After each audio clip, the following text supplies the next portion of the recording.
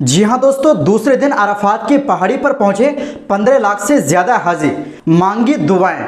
हज खुतबा में फिलिस्तीन को लेकर इमाम का बड़ा बयान, दुआ का सबसे ज्यादा हकदार फिलिस्तीनी। खुतबा में क्या क्या पढ़ा गया, सब कुछ हम आपको हिंदी उर्दू में बताएंगे। साथ में जानेंगे कि आखिर हज के दौरान हजारों लोगों को क्यों किया गया गिरफ्तार। साथ में बताएंगे हाजियों के लिए सऊदी सरकार कैसा इंतजाम किए हैं। जानेंगे क्या है पूरा मामला, इस वीडियो में हम आपको बताएंगे, तो आप मेरे साथ इस वीडियो के आखिर तक बने रहिए। दोस्तों, हज के लिए दुनिया भर के 16 लाख से ज्यादा मुसलमान इस समय सऊदी अरब में हैं। इस साल हज 14 जून से शुरू हुआ है। सऊदी में शनिवार को बकरीद होगी। ईद के एक दिन पहले हाजी अराफात की पहाड़ी पर पहुंचे हैं। अराफात की जियारत को हज के लिए एक मुश्किल रस्म माना जाता है। हाजी मक्का से करीब 20 किलोमीटर दूर 230 फीट की चट्टानी पहाड़ी पर चढ़कर दुआ करते हैं, जहां पैगंबर मोहम्मद सल्लल्लाहु अलैहि वसल्लम ने अपना आखिरी उपदेश यानी बयान दिया था। सऊदी के रेगिस्तान इलाकों में इस साल 43 डिग्री सेल्सियस तक पहुंच रहा है, जिससे हाजियों और खास तौर से बुजुर्गों के लिए मुश्किल पैदा हो रही है। सऊदी अरब में मस्जिद अल हरम के इमाम और खतीब शेख डॉक्टर माहिर बिन हमद ने हफ्ते को हज के खिताब में हाजियों से इज़राइली जुल्म और सितम के शिकार फिलिस्तीनियों के लिए खुसूसी दुआ की दरख्वास्त की है। उन्होंने कहा कि फिलिस्तीनी भाइयों के लिए खूब दुआ करें, वो उसके लिए सबसे ज़्यादा हकदार है। जिन लोगों ने इन फिलिस्तीनियों की भोजन और अन्य चीज़ों से मदद की, उन्होंने नेक काम किया। डॉक्टर माहिर ने कहा कि उनके लिए दुआ करें जो मुसीबत में है, जैसा कि फिलिस्तीन जहां जंग जारी है वहां पानी बिजली खाना नहीं है।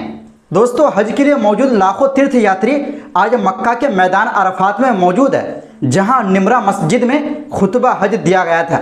मस्जिद अल हरम के इमाम व खतीब शेख माहिर बिन हमद अल मोकिली ने मस्जिद निमरा में खुतबा हज दिया, जिसे उर्दू सहित 50 लैंग्वेज में प्रसारित किया गया। हज खुतबा में उन्होंने कहा कि कुरान कहता है कि जो जुल्म करता है उसकी पकड़ होगी। मुसलमानों को शैतान के झूठ और कानाफूसी से खुद को बचाना चाहिए। उन्होंने कहा कि जिस समय और जिस जगह पर मुसलमान हो, उनके लिए शरिया के उद्देश्यों को पूरा करना ज़रूरी है। इस्लाम के अरकान की पैरवी में हिदायत मौजूद है। इस्लाम फहाशी और बुराई से मना करता है और अमानत में ख़यानत से रोकता है। उन्होंने कहा कि मोमिनों को अल्लाह ताला के करीब होने के लिए सही रास्ते पर चलने और नरमी इख्तियार करनी चाहिए। आपको अपने लिए, अपने परिवार के लिए और उन लोगों के लिए दुआ करनी चाहिए जिनका आप पर एहसान है। शेख डॉक्टर माहिर बिन हमद ने कहा कि अल्लाह ताला अपनी ज़ात में वाहिद है। इंसान को तकवा का रास्ता इख्तियार करना चाहिए, यही तरक्की व कामयाबी का रास्ता है। उन्होंने कहा कि दुनिया की ज़िंदगी तुम्हें धोखे में ना डाल दे। जो इंसान तकवा की राह पर चलेगा, अल्लाह उसके गुनाहों को माफ़ कर देगा। उन्होंने कहा कि अल्लाह हर चीज़ का मालिक वो कादिर है। कुरान सीधा रास्ता दिखाता है। जो लोग अल्लाह पर भरोसा रखते हैं वो इस दुनिया और उसके बाद में कामयाबी हासिल होते हैं। डॉक्टर माहिर के मुताबिक अल्लाह की एकता में यकीन इस्लाम का पहला रकन है। अल्लाह ने कुरान में कई जगहों पर नमाज पढ़ने का जिक्र किया है। कुरान मजीद में अल्लाह ताला इरशाद फरमाता है कि ऐ लोगों, नमाज को कायम करो। अल्लाह ताला नमाज पढ़ने वालों के घरों पर रहमत फरमाते हैं। उन्होंने खुतबा हज में कहा कि बैतुल्लाह के लिए हज उन लोगों पर ज़रूरी है जो सलाहियत और ताकत रखते हैं, ज़कात अदा करें और सेवकों के अधिकारों का ख्याल रखें।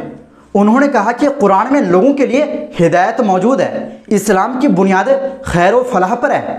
इस्लाम किसी को नुकसान पहुँचाने का हुक्म नहीं देता। इंसान को खैर के रास्ते पर चलना चाहिए। दरअसल सऊदी अरब के आंतरिक मंत्रालय के प्रवक्ता ने कहा है कि हज का पहला चरण कामयाब तरीके से पूरा हुआ है। हज यात्रियों को मीना भेजने की अमल तय कार्यक्रम के अनुसार की गई। प्रवक्ता ने कहा कि मुक़द्दस सफ़र के दौरान तीर्थ यात्रियों यानी हिजाज और हज की शांति में दखल डालने की किसी भी कोशिश को बर्दाश्त नहीं किया जाएगा। उन्होंने बताया कि अब तक 160 फर्जी हज सर्विस एस्टेब्लिशमेंट को सील कर दिया गया है, जबकि इकामा नियमों का उल्लंघन करने वाले 6135 लोगों को हिरासत में लिया गया है। दोस्तों, मक्का के दक्षिण पूर्व में स्थित ये पहाड़ी इस्लाम के मानने वालों के बीच बहुत अहमियत रखती है। अराफात का दिन, जैसा कि वार्षिक तीर्थ यात्रा के दूसरे दिन को कहा जाता है, इस्लाम में इसका बहुत महत्व है। अराफात का जिक्र कुरान में किया गया है और यहीं पर पैगंबर मोहम्मद सल्लल्लाहु अलैहि वसल्लम ने अपने आखिरी हज पर अपना अंतिम उपदेश दिया था। इस्लाम को मानने वाले हर मुसलमान इस पर यकीन रखते हैं कि अराफात का दिन साल का सबसे पवित्र और पाकीज़ा दिन होता है, जब अल्लाह गुनाहों की माफ़ी मांगने वाले अपने बंदों को माफ़ कर देते हैं। वहीं सऊदी प्रेस एजेंसी की रिपोर्ट के मुताबिक संबंधित अधिकारियों द्वारा इफेक्टिव ट्रैफिक और सिक्योरिटी प्लानिंग से नमाजियों को आसानी हुई है। मिनिस्ट्री ऑफ हेल्थ ने तीर्थयात्रियों के देखभाल को सुनिश्चित करने के लिए 34,000 से अधिक डॉक्टरों, नर्सों, फार्मासिस्टों और प्रशासनिक कर्मचारियों को तैनात किए हैं। मेडिकल हेल्प प्रोवाइड करने और लोगों को 179 स्पेशल हॉस्पिटल, मेडिकल सेंटर्स और मोबाइल क्लिनिकों में से एक तक पहुंचाने के लिए 730 एम्बुलेंस और 7 एयर एम्बुलेंस भी उपलब्ध है।